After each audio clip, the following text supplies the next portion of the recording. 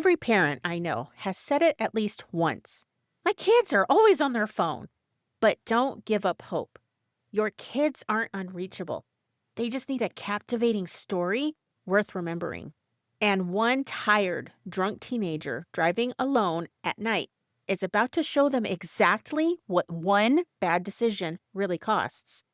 I started showing these stories to my own kids when they were little, and now my two teens still remember every single one. Rescue 911 doesn't ask your kids to put their phone down. It gives them a reason to. Welcome to Wholesome TV Picks. I'm your host, Jennifer Avila, and this is the only podcast where every recommendation is backed by 35 plus years of watching everything I recommend, so you don't waste another night on the wrong pick. Let's get into it. If you want the full backstory, the format, William Shatner, why it's considered the original reality TV, I'll link episode 3 in the show notes. What I'll tell you here is it's appropriate for all ages, but I highly recommend watching it as a family, and Shatner prefaces any heavier storylines so you can preview before watching with younger kids. This is one of those shows that never gets old, primarily because most, if not all of the emergencies still occur today. Every story I'm sharing today is still available to watch for free on YouTube, and I'll link every single one in the extended show notes at wholesometvpicks.com so you can watch them with your family. Here are some examples. There's a young boy about the age of 10 or 11 who's home alone after his mom leaves to go run a couple of errands. Well, he decides it's a good time to bust out the M80 a friend at school gave to him. He's got the M80 in his left hand and he has a lighter in his right hand. And he's sitting there just toying with the flame, sweeping the flame back and forth through the fuse, and nothing's happening until suddenly the fuse is ignited. He's panicked, but it's already too late, and before he knows it, boom, the M80 goes off, blows him backwards onto the bed. He's calling 911. You hear the horrific screaming and yelling in this boy's voice on the phone, calling for help and trying to explain that he blew his hand off. The fire department is dispatched, the ambulance, and they get to the home, find him on the phone with a towel over his hand. The ambulance personnel mentioned that the hand was literally just hanging by muscle tissue or skin. Next, we have the old adage of never run with scissors in your hand. You may or may not remember your mom or your grandma telling you this and thinking, yeah, okay, whatever. Well, this little boy that looks to be about 6 or 7 years old goes into the bathroom to wash his hands, and the camera pans to the counter. From the boy's perspective, he's looking down and sees a pair of barber scissors. The little boy grabs the scissors and runs out of the bathroom down the hall with them. Next thing you know, the camera pans back over to the kitchen with the mom on the phone, and the little boy comes in with the scissors in his hand, and you can see some blood on them. And he says, "Mommy, I hurt myself with the scissors."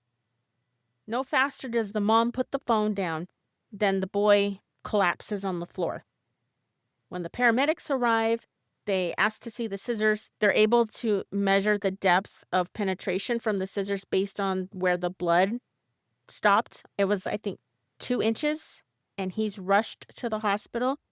And even the mother in this story looks in the camera and says, "Now I know why we were always told growing up, don't run with scissors. There's a reason for it." Sometimes telling our kids isn't enough. You have to show them. I showed these stories to my kids when they were little over and over again. I want to make sure they remember to show my grandkids these stories so they don't learn these lessons the hard way. And as my kids got older, Rescue 911 grew with them. And they were able to pick up different information as older kids compared to when they watched those same stories as younger kids. There's a group of neighborhood kids ranging in different ages from like junior high through high school. One of them is Brad, a popular junior high-aged kid in the neighborhood. He suggests to the group of kids that he's with to go get some butane to huff. Everyone was doing it, and Nobody ever got hurt.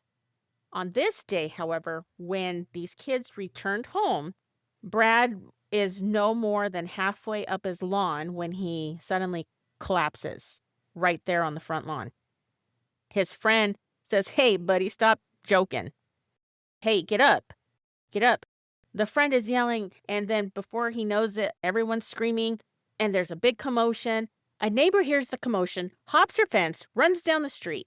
Brad is one of her favorite neighborhood kids, and she starts CPR on him. Moments later, a second bystander jumps in to help. The ambulance arrives pretty quickly thereafter. They load him up and get him to the hospital. He's in a very critical condition when he arrives, and the doctors even state in the episode that situations like this are very frustrating because this kind of thing is totally preventable. And he continues by saying, here's a healthy, vibrant young man who still has his whole life ahead of him. And he put himself in this position intentionally with one bad decision. His parents are standing vigil at his bedside, but whether Brad made it home is something you'll have to watch to find out. Now I'm going to introduce you to Brandon, and his story is about one bad decision that cost him 2 years of his life. Brandon is 17 at a party with friends. Little does he know, this night will change his life forever. They're all drinking, having a good time, and then when it's time to go home, you know the drill. Everyone thinks they're fine. He's driving all of his friends home, and you see his head just doze and his eyes close. He veers into the oncoming traffic lane. He corrects his car. It wakes everybody up. Thankfully, he gets his friends home, and then he gets to his best friend's house, drops him off fine. This was about 5 miles away from Brandon's home, and he gets back on the road. You see his head completely drop down. Next thing we know, his car smashes right into a tree.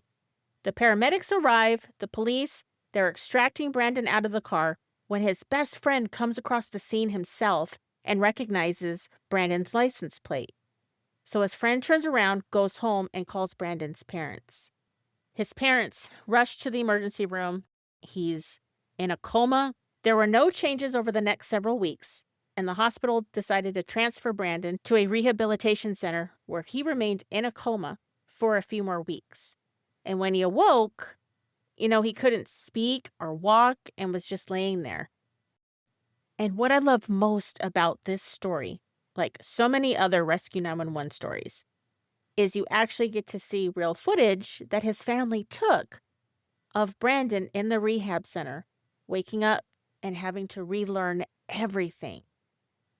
He had to relearn how to swallow, how to walk, talk, and do everything all over again. The show actually shows him speaking to a group of high schoolers, and he opens it with saying, I was an athlete, I had a girlfriend, a car, I had the whole world at my feet until one bad decision. You see the teenagers listening to him, and he does not sugarcoat the story. He tells them exactly what happened. And the one line Brandon says has stuck with me for 30 years is he says, you have to take responsibility for the choices you make. He's talking to your teenager through the lens of the camera. Not every Rescue 911 story is heavy. Some of our favorites include a mom that got stuck in the bathroom and had to call the fire department to get her out while she's in her towel. Another about a little boy that thinks Thomas the Train is talking to him and ends up saving another child. Our favorite Christmas episode about a crook that decided it was a good idea to play Santa Claus and ends up getting stuck in the chimney. And a little girl who ends up getting her foot caught in the toilet.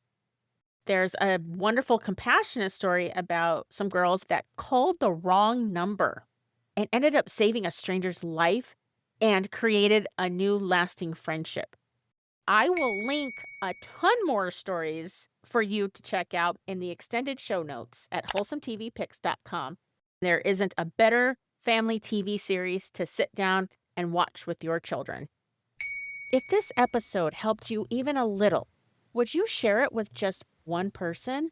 A friend, a sister, brother, another parent in your life who's trying to do the same thing that you are? Hit that share button right now. Next week, a show so good it will make you stop and ask, why don't they make TV like this anymore? Fair warning, you will not be able to stop at episode 1 or season 1. So don't say I didn't tell you. Thanks for listening. Have a great rest of your week. Remember, your values matter and your TV should too. I'll catch you next week. Take care.